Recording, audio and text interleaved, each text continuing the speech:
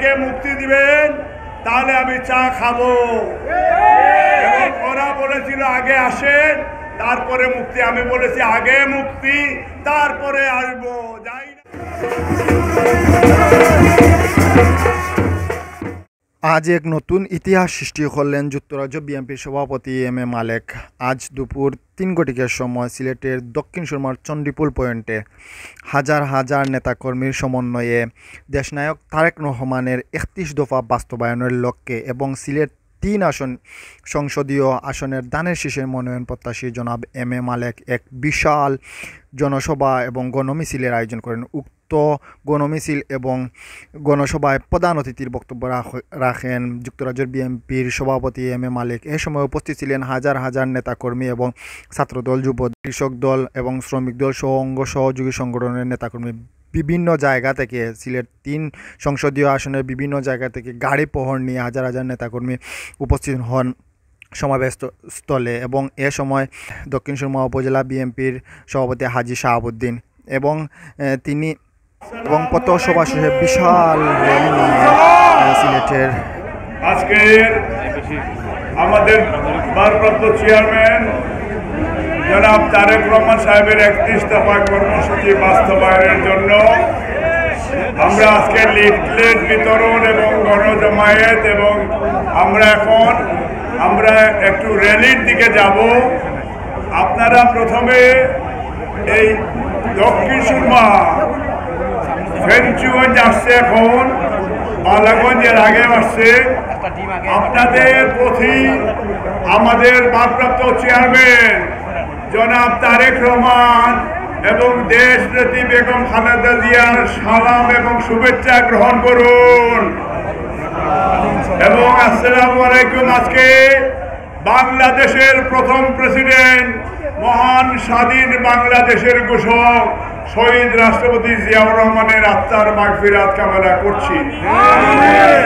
আজকে বাংলাদেশের প্রথম মহিলা প্রধানমন্ত্রী দেশ নেত্রী বেগম খালেদা জিয়ার সুস্বাস্থ্য এবং দীর্ঘায়ু কামনা করছি। আজকে বাংলাদেশের জন্য মহান মুক্তিযুদ্ধ থেকে শুরু করে 52 ভাষা আন্দোলন থেকে শুরু করে 90-এ এরশাদ বিরোধী আন্দোলন থেকে শুরু করে লেটেস্ট কোমলমতি ছাত্রছাত্রীরা এই দেশের জন্য যারা জীবন দিয়ে গেছে তাদের আত্মার মাগফিরাত কামনা করছি। আজকে আমাদের দক্ষিণ সুরমা উপজেলার সভাপতি হাজী শাহাবুদ্দিন, তার সভাপতিত্বে ইতিমধ্যে আমাদের বালাগঞ্জের আমাদের সিনিয়র নেতৃবৃন্দ, আমাদের রিপন আছে, কলকুবাই আছে, আমাদের তানিম সহ আরো অনেক সিনিয়র নেতৃবৃন্দ এখানে, ফেঞ্চুগঞ্জের সাহেদও আসছে ইতিমধ্যে, ওনারা একটা মিছিল নিয়ে আসছে মকসুদে, সেও বক্তব্য দিয়েছে আমাদের স্বেচ্ছাসেবক দলের। তারা আপনারা যে মন থেকে গত 15 বছর আমি বাংলাদেশে আসতে পারি নাই, আমার মার লাশ নিয়েও বাংলাদেশে আমি আসতে পারি নাই, আমার ভাইয়ের ছোট ভাইয়ের লাশ বাংলাদেশে নিয়ে আসতে পারি নাই। দক্ষিণ সুরমা তেতলি গ্রামে আমার বাড়ি। ফেসিস্ট হাসিনার উত্তরসূরি তার আত্মীয় স্বজনরা, আওয়ামী লীগের সেই নেতাকর্মীরা আমার বাড়ি ভাঙচুর করেছে, আমার বাড়ি অগ্নিসংযোগ। আমার এতে কোনো দুঃখ নাই।